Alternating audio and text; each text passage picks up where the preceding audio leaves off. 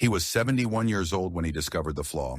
He'd delivered letters for 40 years, walking the same streets, knocking on the same doors, sorting envelopes that contained other people's lives, bills, birthday cards, court summons, love letters that arrived too late. He'd carried all of it without reading a word, because that was the job, because that was the rule, because Henry Dalton had spent his entire life following rules. He was invisible in the way that service workers become invisible, present but unseen, essential but forgettable. People would open their doors, take their mail, and close the door without making eye contact. After 40 years, Henry had become a fixture of the neighborhood, as permanent and unremarkable as a mailbox or a street lamp.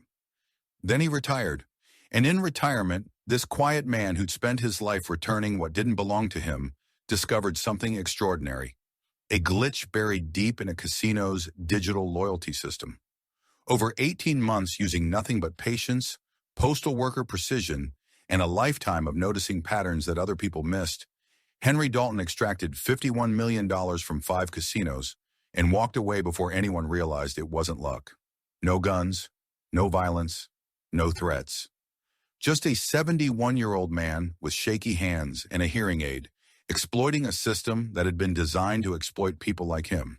Before we dive into the story of the invisible postman who became a ghost, don't forget to like this video and subscribe to the channel.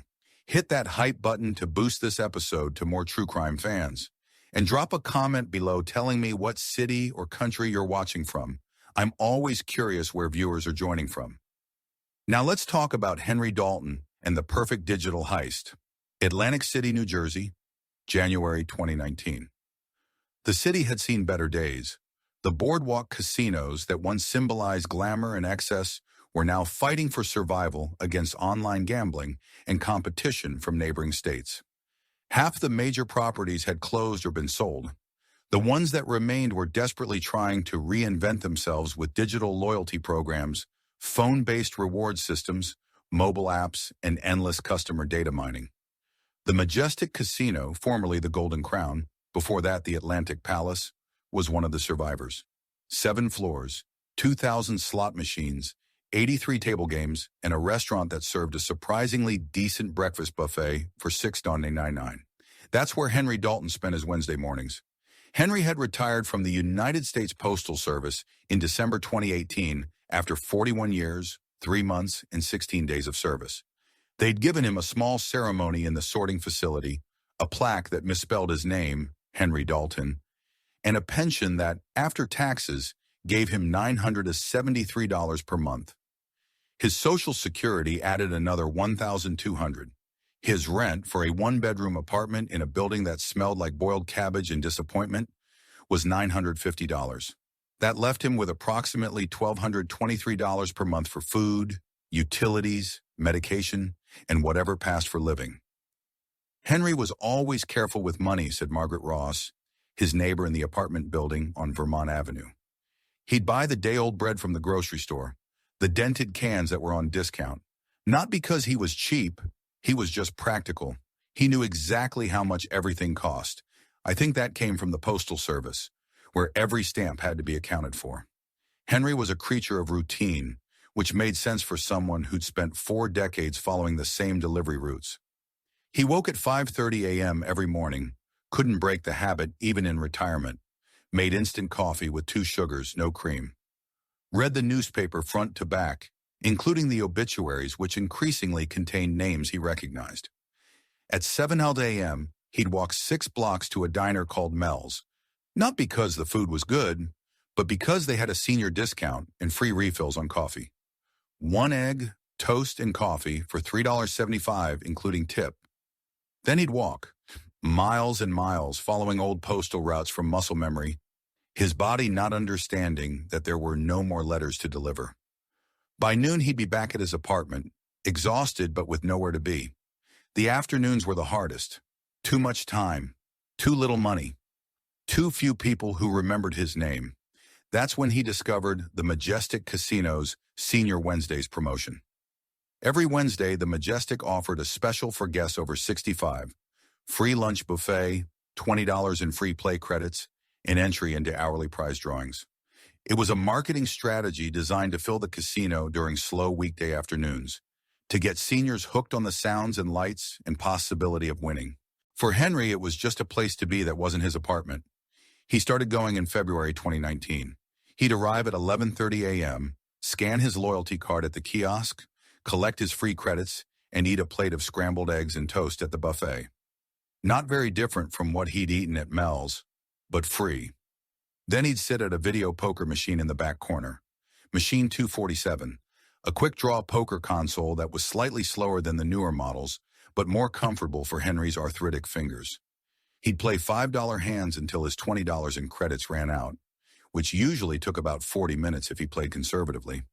He never expected to win, didn't care about winning. He was just passing time in a place with air conditioning and other people, even if those people ignored him. "I saw Henry every Wednesday for months," said Donna Mitchell, a cocktail waitress who worked the senior promotion shift. "Sweet old guy. Always said please and thank you. Always tipped $1 even on the free drinks. He looked like everybody's grandfather. Thin, maybe 5'8", gray hair, wire-rimmed glasses, wore the same brown jacket every time. Completely forgettable, you know? Like if you passed him on the street, you'd forget his face before you reached the corner." That invisibility would become Henry's greatest asset. On March 13, 2019, Henry had an experience that would change everything. He'd finished his free play credits and was about to leave when the video poker machine froze. The screen went blue, displayed a message reading, "System update in progress," and shut down completely. Henry waited. 5 minutes. 10 minutes. A technician arrived, young guy, maybe 25, wearing a majestic casino tech support shirt. "Sorry about that," the technician said, not really looking at Henry. "Whole bank of machines just went offline. Some kind of server sync issue. Give me a sec." He rebooted the machine, which took another 5 minutes. When it came back online, the technician swiped a card, typed something, and nodded. "All set. Sorry for the inconvenience." Henry thanked him and decided to leave. But as he walked past the loyalty rewards kiosk near the entrance, the tall digital terminal where players could check their points balance and redeem reward, something made him stop. Curiosity, maybe, or just the postal worker's habit of double-checking everything. He swiped his card. The screen displayed his account, Henry Dalton. Current balance, 247 points. That was wrong.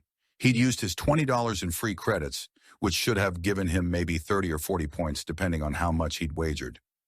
But 247, he checked the transaction history on the screen. There were 2 entries for today's visit, both showing the same $20 free play credit, issued at 11:34 a.m. and again at 11:46 a.m. The system had credited him twice.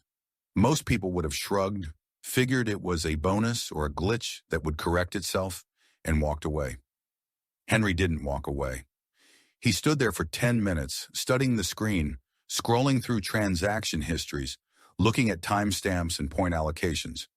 His postal mind, trained for 40 years to notice discrepancies, to catch mistakes in addresses or missing stamps or envelopes that didn't match their contents, was working through possibilities. This wasn't a random bonus. It was an error, a duplication caused by the system restart, which meant it might happen again. Henry didn't go to the casino the next Wednesday. Instead, he went to the public library on Atlantic Avenue, a Carnegie library built in 1903, smelling of old books and floor polish, filled with homeless people using the bathrooms and teenagers pretending to study. Henry had never owned a computer, hadn't needed one in the postal service, didn't see the point in retirement. But the library had 12 public computers, and if you had a library card, which Henry had obtained in 1979 and never used, you could reserve 1-hour sessions. He sat down at computer number 7 in the back corner near the biography section and spent an hour teaching himself how to use the Majestic Casino's website. It took 40 minutes just to figure out how to log into his loyalty account. He had to create a password, verify his email address, which took another trip to the library the next day to check the confirmation email, and navigate through 3 different menu screens. But eventually he accessed his account online. Same information as the kiosk, 247 points, 2 identical transactions from March 13. Henry sat back in the creaky library chair and thought, For the next 3 weeks, he established a pattern. Every Tuesday and Thursday afternoon, he'd visit the library, log into his casino account, and study the transaction history. He took notes in a small spiral notebook, the kind postal workers use to log delivery exceptions, recording dates, times, point balances, and any discrepancies. He also started visiting the casino more frequently, not just Wednesdays, but Mondays and Fridays too. He'd use the minimum required play to keep his account active, usually just $10 or $20 of his own money, and watch the machines carefully.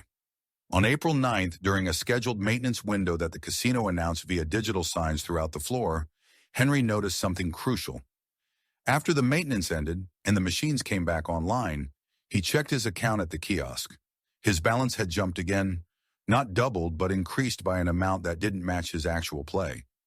He went back to the library and checked the online account. The transaction history showed a gap, a 10-minute window during the maintenance where no activity was logged, followed by duplicate entries for transactions that had occurred before the maintenance. The pattern became clear.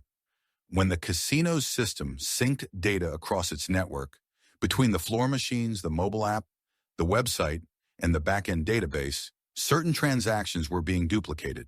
Not all transactions, just specific ones involving accounts that had been active during system maintenance or network synchronization events. Henry spent another month documenting the pattern. He discovered that the casino ran automated maintenance every Tuesday at 3 a.m. and every Friday at 11 p.m. During these windows, the loyalty system would briefly go offline, then resync when it came back up. And during those resyncs, certain transactions, specifically free play credits and promotional rewards, were being duplicated in the database. Henry had a gift for patterns, said Robert Chen, his former supervisor at the Postal Service.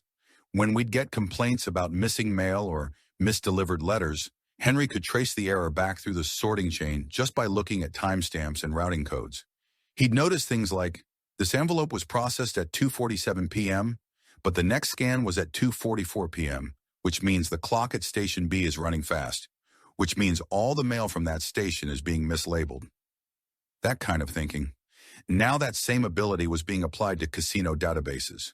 By May 2019, Henry understood the glitch completely, and he developed a hypothesis about how to exploit it. The Majestic Casino's loyalty program, called Crown Rewards, was designed to encourage repeat visits. Players earned points for every dollar wagered, which could be redeemed for free play, dining credits, hotel stays, or cash vouchers. The system was integrated across 5 casinos owned by the same parent company: the Majestic in Atlantic City, the Golden Sands in Philadelphia, the Crystal Bay in Baltimore, the Riverview in Pittsburgh, and the Coastal Star in Wilmington, Delaware. All 5 casinos shared the same customer database. A player could earn points at one casino and redeem them at any of the others, a feature marketed as convenience, but which also created vulnerabilities. Henry's hypothesis was simple. If he could trigger the duplication glitch consistently, he could multiply points across the network, creating value from nothing. But he needed to test it carefully. One mistake, one obvious fraud, and the system would flag his account. In June 2019, Henry did something he'd never done before. He opened a second casino loyalty account, not under his own name. That would be too obvious. He used the identity of someone who'd recently died, a former neighbor named Walter Price, who'd passed away in April from a heart attack. Henry had delivered Walter's mail for 20 years, knew his birthday, September 3rd, 1944, knew his address, knew enough personal information to create a convincing identity. It sounds cold using a dead man's name, Detective Sarah Martinez of the Atlantic City Police Department would later say. But Henry wasn't thinking of it as identity theft. In his mind, he was just testing a theory, using available data to solve a problem. That's how engineers think. That's how postal workers think. Henry walked into the Majestic Casino on a Tuesday morning, not a Wednesday, to avoid being associated with his regular routine. He approached the loyalty rewards desk and said in his soft, slightly shaky voice, "Excuse me, I'd like to sign up for a rewards card. My friend told me about your senior promotion." The clerk, a young woman named Jessica, who was more interested in her phone than customers, barely looked up. Sure, I'll need your driver's license and a signature. Henry handed over a Pennsylvania driver's license he'd obtained using Walter Price's birth certificate and social security number, documents he'd found in Walter's apartment when helping the landlord clean it out after Walter's death. The clerk scanned it, typed information into her computer, and handed Henry a plastic card. You're all set, Mr. Price. You've got $20 in free welcome credit. Enjoy. Henry thanked her and left without using the credit. Over the next 2 weeks, he built a routine with both accounts. He'd visit as Henry Dalton on Wednesdays, as Walter Price on Mondays. He'd play minimal amounts, stay under the radar, and carefully track every transaction. Then on July 2nd, during a scheduled maintenance window, Henry executed his test. Using the Henry Dalton account, he played video poker for exactly 1 hour before the 3 URDM maintenance window. He logged 32 transactions, earning 340 points. Then he left, went home, and waited. At 8:00 a.m., he went to the library and checked both accounts online. The Henry Dalton account showed 680 points, exactly double what it should have been.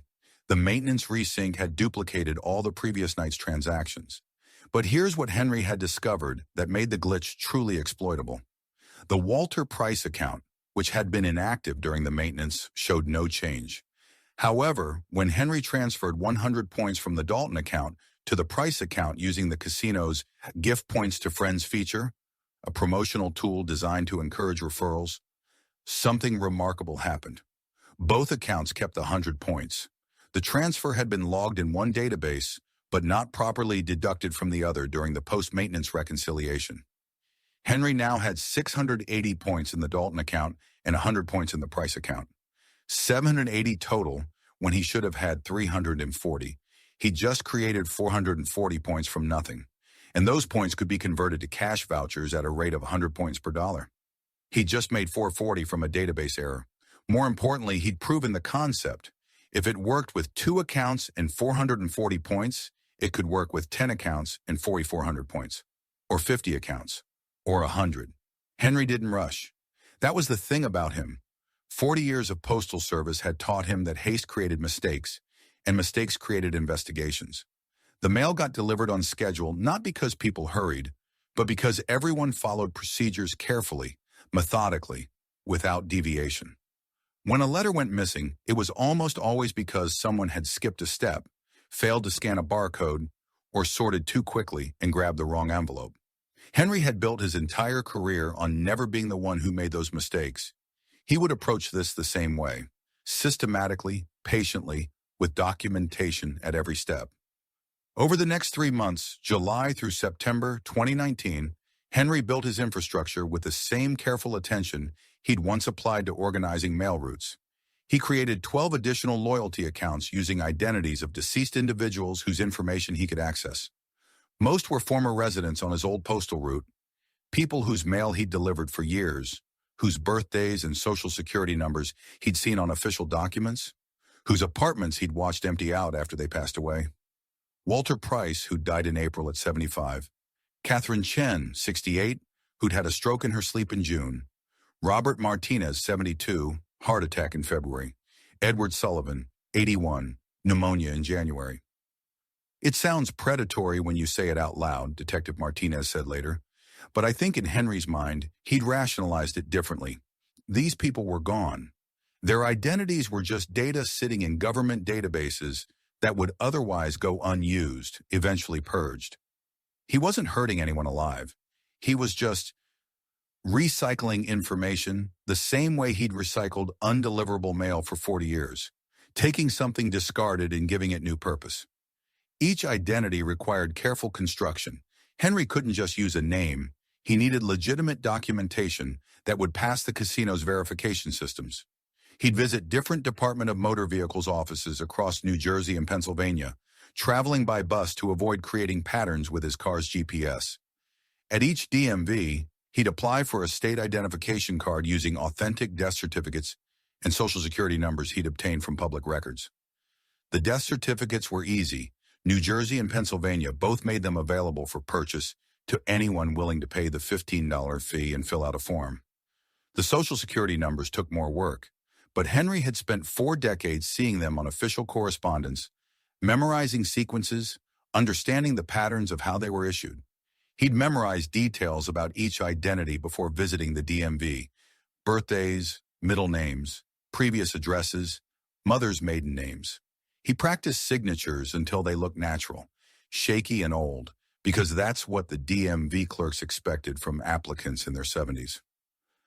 "I need to get an ID," he'd tell the clerk in his soft, slightly confused voice.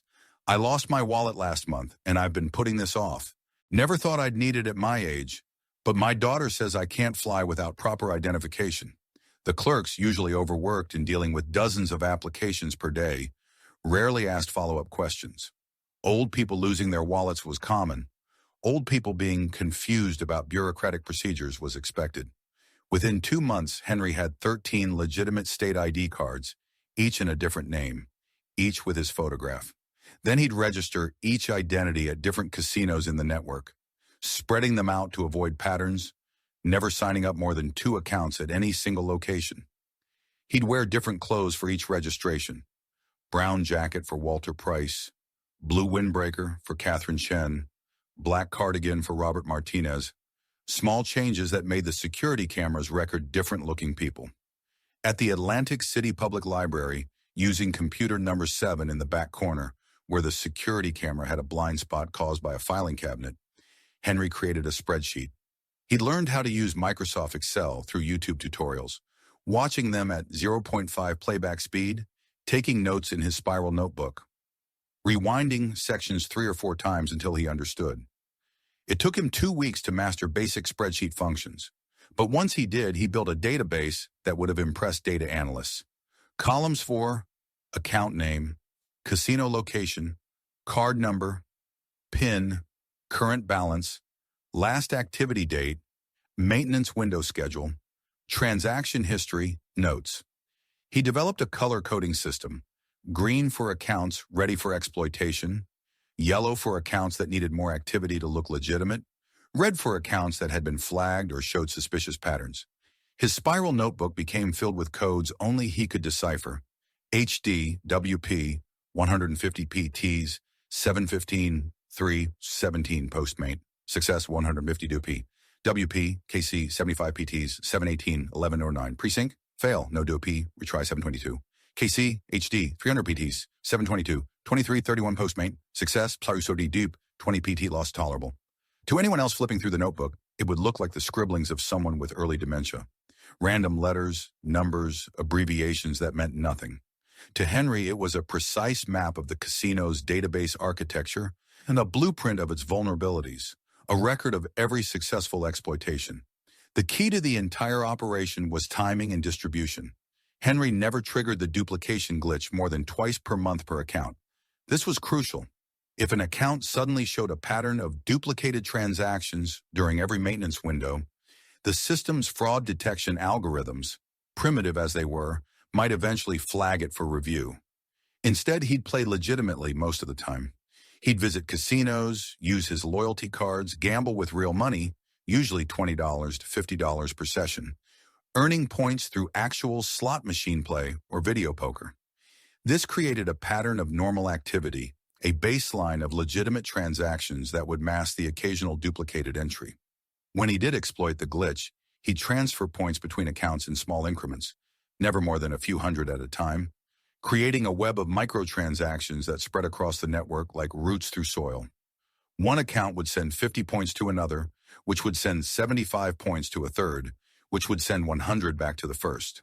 The points would multiply during maintenance windows, creating value from nothing, distributed across so many small transactions that no single audit would catch the pattern.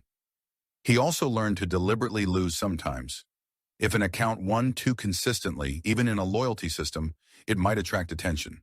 So Henry would occasionally cash out points for dining credits he'd never use, or redeem them for promotional items he'd throw away, creating losses that made the account look like a typical amateur gambler. By October 2019, his 12 accounts, plus his original Henry Dalton account, collectively held approximately 247,000 points, worth $2,170 in cash value. It was time to test whether he could actually extract money from the system. On October 17th, a Thursday afternoon, Henry drove 2 hours to Philadelphia in his 1998 Honda Civic, a car so old and forgettable that nobody would ever remember seeing it. He parked 3 blocks away from the Golden Sands Casino, in a public lot where the attendant sat in a booth reading a magazine and never looked at faces. Henry walked to the casino wearing clothes he'd purchased specifically for this trip. A blue windbreaker he'd bought at Goodwill for $4, khaki pants from a discount store, white sneakers. Not his usual outfit. Just another old man in generic clothes. He entered through the side entrance, avoiding the main lobby where security presence was heaviest. He went directly to an automated loyalty kiosk, the kind with touchscreens and no human attendants, and inserted the Walter Price loyalty card. The screen displayed, current balance 50,247 points. Redeem for cash? YN. Henry selected Y. How much would you like to redeem?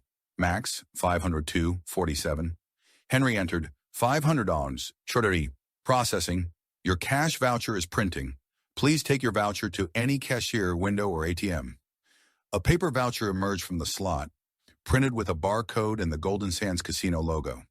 Henry took it, walked to the automated voucher redemption machine, a glorified ATM that converted vouchers to cash, and inserted it. 5 $100 bills slid out. Henry took the cash, folded it carefully into his wallet, and walked out of the casino. Total time inside, 7 minutes. No alarms, no security guards approaching him, no questions asked. The system had logged it as a normal redemption, one of probably 100 that day. An elderly man cashing out some points he'd accumulated. Nothing suspicious. Henry drove home with the cash in his jacket pocket, his hands steady on the steering wheel, despite his heart beating faster than it had in years. He'd done it. He'd extracted real money from the system. The concept had become reality. That night, lying in his narrow bed in his one-room apartment, listening to sirens wail somewhere in the distance and his neighbor's television playing too loud through the thin walls, Henry thought about what he'd accomplished. Not the $500, though that was more money than he usually had at one time. It was the proof, the confirmation that the system's weakness was real, that his calculations were correct, that the invisible postman had found a crack in the casino's armor. And if he could take $500, he could take $5,000, or $50,000, or more. Not through greed, at least that's what Henry told himself. Through precision, through understanding the system better than the people who'd built it. It felt like justice, like 40 years of following rules while watching other people break them, and prosper had finally earned him one chance to do the same. He'd spent his entire life returning what wasn't his, delivering letters he could have opened, money orders he could have cashed, checks that weren't made out to him. Maybe it was time to keep one. By January 2020, Henry had expanded to 43 accounts. The COVID-19 pandemic, which would shut down the world in March, actually helped his operation. Casinos, desperate for revenue as visitors disappeared, increased their digital promotions and loyalty bonuses, creating more opportunities for duplication. They also reduced their IT security staff, cost-cutting measures during the crisis, which meant fewer people monitoring the database for anomalies. Henry adapted his strategy. He started using prepaid debit cards to fund his gambling, cards purchased with cash at convenience stores, untraceable to his real identity. He'd load $50 or $100 onto a card, use it at a casino under one of his false identities, earn points, trigger the duplication glitch, and then abandon the card. He also discovered that the casino's mobile app, launched in May 2020 to accommodate contactless gaming during the pandemic, had an even more exploitable vulnerability. When a player used the mobile app to transfer points between accounts, the transaction would sometimes process twice, once in the app's local database and again in the main server database when the app synced. If the app lost connection during the sync, which happened frequently given the casino's old wireless network infrastructure, the transaction would retry automatically, creating duplicates. Henry tested this by deliberately standing in areas of the casino with poor cell reception, near the service elevators, in the parking garage by the loading docks, and initiating transfers while watching his connection bars fluctuate. It worked beautifully. By June 2020, his network had grown to 127 accounts, collectively holding 5.4 million points, worth $54,000. He was cashing out gradually, $2,000 to $3,000 per month, spread across multiple accounts and locations. Never enough to trigger IRS reporting requirements, which started at $10,000. Never at the same casino twice in a row.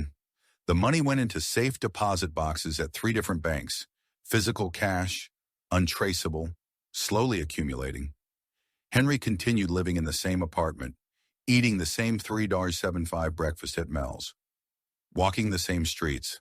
His neighbors noticed nothing different except that he seemed happier, less tired, occasionally whistling as he walked. I asked him once if he'd won the lottery, Margaret Ross recalled. He smiled and said, "Something like that." I figured he'd gotten a cost of living increase on his pension. I was happy for him. By December 2020, Henry's operation had reached industrial scale. He'd created 218 accounts across the 5-casino network. He'd identified 17 different ways to trigger the duplication glitch, each with slightly different timing requirements and success rates. He'd developed automation scripts, simple programs he'd learned to write using online tutorials that he'd run on the library computers to manage point transfers efficiently. His monthly cash out had increased to $47,000, spread across so many small transactions that no single casino noticed the drain. By March 2021, he'd extracted $3.2 million. By August 2021, $11.7 million. By December 2021, $28.4 million. He'd become one of the most successful digital fraudsters in casino history, and nobody knew his name. The red flag that finally triggered an investigation came from an unexpected source, a routine audit of promotional expenses. In January 2022, Crystal Bay Casino's accounting department noticed something odd in their quarterly financial report. The casino had awarded $847,000 in loyalty rewards redemptions during Q4 2021, but player activity data suggested they should have awarded only $612,000. The discrepancy was initially blamed on a calculation error, but when a forensic accountant named David Park dug deeper, he found something disturbing. Loyalty points were being redeemed at a rate that exceeded point generation by approximately 38%. It's like if you had a bank account with $1,000, but somehow you were able to withdraw $1,980, Park explained later. The math didn't work. Either points were being generated that shouldn't exist, or redemptions were being processed that didn't match actual awards. Park expanded his audit to include the other 4 casinos in the network. All of them showed similar discrepancies, ranging from 31% to 44% excess redemptions. Collectively, across 18 months, the 5 casinos had lost approximately $51.3 million in fraudulent loyalty point redemptions. When I brought this to management, Park said, they didn't believe me at first. How could someone steal $50 million in loyalty points? It's not like cash. It's a closed system, but the numbers didn't lie. The casino group launched an internal investigation in February 2022, bringing in cybersecurity consultants from a firm called Digital Fortress Solutions. The investigation took 3 months. Analysts combed through transaction logs searching for patterns. What they found was remarkable. A network of 218 accounts, all exhibiting similar behaviors: small, frequent transactions, point transfers during maintenance windows, redemptions spread across multiple locations. The accounts had different names, addresses, and identification documents, but they shared subtle commonalities. They'd all been created within a narrow time frame. They all used similar betting patterns, and, critically, they all showed login activity from the same 3 IP addresses. 2 of the addresses belonged to Majestic Casino's floor Wi-Fi network. The third belonged to the Atlantic City Public Library. Security camera footage from the library showed the same person using Computer the 7 repeatedly between March 2019 and January 2022. An elderly man with gray hair, wire-rimmed glasses, and a brown jacket. Facial recognition software ran his image against casino surveillance footage. Matches appeared at all 5 casinos. The same man, sometimes using different names at the registration desk, but always the same face. We thought we were looking for a sophisticated criminal organization, said Detective Martinez. A hacking group, maybe Russian or Chinese operators, using advanced techniques to exploit the system. What we found was one 73-year-old man with a library card and a gift for noticing patterns. Police obtained warrants for the library computers and pulled the transaction histories. They traced the accounts, identified the false identities, and eventually connected them all back to one person. Henry Dalton, retired postal worker, resident of 847 Vermont Avenue, apartment 3B. On the morning of March 17, 2022, Detective Martinez and 4 officers arrived at Henry's building. They knocked on his door. No answer. The landlord let them in. The apartment was empty, not ransacked, not abandoned in a panic, just empty, clean and organized, as if Henry had simply decided not to come home one day. In the small kitchen, on a counter that still smelled faintly of instant coffee, police found a stack of envelopes, the old-fashioned kind, with handwritten addresses. Inside were prepaid debit cards, casino loyalty cards, and a small leather notebook filled with codes and timestamps. Also on the counter, a single piece of paper with a handwritten note in neat, careful script. After 40 years of returning what wasn't mine, I thought I'd keep one. Henry Dalton had vanished. The investigation into Henry's whereabouts began immediately. Police checked his bank accounts. The small checking account he'd maintained for 40 years had been closed on March 14th, 3 days before they'd identified him as a suspect. The balance of $247.18 had been withdrawn in cash. They contacted his daughter, Rebecca Dalton Morrison, who lived in Oregon and hadn't spoken to her father in 11 years. "We were estranged," she told investigators. "He was a good father when I was young, but after Mom died, he just shut down, became distant. I tried to maintain contact, but he made it clear he wanted to be left alone. Last I heard, he was barely scraping by on his pension." When told about the $51 million, she laughed, not from joy, but from disbelief. "My father, the man who refused to take leftovers from restaurants because he said it was wasteful?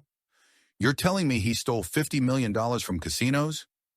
They checked with the post office, his former colleagues. No one had heard from him. He'd attended his retirement party in December 2018, thanked everyone politely, and disappeared from their lives. They issued a warrant for his arrest and distributed his photo to airports, bus stations, and border crossings. Federal agencies got involved. This was wire fraud, identity theft, computer crimes. The FBI assigned 2 agents to the case, but Henry was gone. No credit card activity, no passport on record, no flight bookings, car rentals, or hotel reservations under his name, or any of the false identities they'd uncovered. "He planned this," Martinez said, "not impulsively, not in a panic. He spent months, maybe years, preparing his exit. He knew eventually we'd find the pattern. He just needed enough time to disappear before we did." In April 2022, a report came from a convenience store clerk in Delaware. An old guy matching the photo came in and bought a prepaid phone card. Paid cash. Didn't say much. In June, a possible sighting at a library in Richmond, Virginia. The man used computer number 4, logged into an email account for 6 minutes, then left. By the time police arrived, he was gone. In September, a woman in Florida called the tip line. "I think I saw him at a grocery store. He was buying cat food. I don't know why I remember that. He just had this gentle way about him. Very polite. Reminded me of my father." But none of the leads went anywhere concrete. Henry had become what he'd always been, invisible. The casinos eventually recovered about $8.2 million by freezing accounts before they could be fully drained. The remaining $43 million was gone, converted to cash, hidden somewhere in safe deposit boxes or offshore accounts, or buried in the desert for all anyone knew. The 5 casinos quietly settled with their insurance companies and upgraded their database architecture, hiring expensive consultants to patch the loyalty system vulnerabilities. They never publicly disclosed the full extent of the breach, afraid it would damage consumer confidence. The FBI officially classified the case as inactive in January 2023, though it remains technically open. Henry Dalton is wanted on 14 counts of wire fraud, identity theft, and computer crimes. If caught, he faces up to 20 years in federal prison, but he hasn't been caught. And after 2 years of searching, most investigators believe he never will be. There are theories about where Henry went. Some believe he died shortly after disappearing, that the stress of being discovered triggered a heart attack or stroke, and he's buried in an unmarked grave somewhere. The $43 million forever lost. Others think he fled to a country without extradition treaties, maybe somewhere in South America or Southeast Asia, where an elderly American with cash can live comfortably and anonymously. Detective Martinez has her own theory. I think he's still here. In the United States, probably somewhere quiet. A small town where people mind their own business. He's living simply, not drawing attention, maybe working part-time at a library or a bookstore. The money doesn't matter to him. It never did. What mattered was proving he could beat the system. And he did. In the apartment Henry left behind, investigators found very few personal belongings. No photos, no mementos, no connection to a life before retirement. Just the notebook with his codes, the envelopes with the fake IDs, and one photograph, faded from the 1970s, of a young man in a postal uniform standing in front of a mail truck, smiling. The man in the photo looked nothing like the Henry Dalton who disappeared in 2022. That young postal worker had hope in his eyes, possibility in his smile. He thought hard work and following rules would lead to a good life. Somewhere along the way, he'd learned differently. Henry spent his whole life being invisible, said Margaret Ross, his former neighbor, when interviewed by a journalist in 2023. He delivered our mail, but who remembers their mail carrier?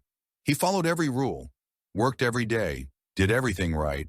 And what did it get him? A pension that barely covered rent and an apartment that smelled like failure. Can you really blame him for taking something back? The casino industry doesn't see it that way. To them, Henry Dalton is a criminal who exploited a system vulnerability to steal millions.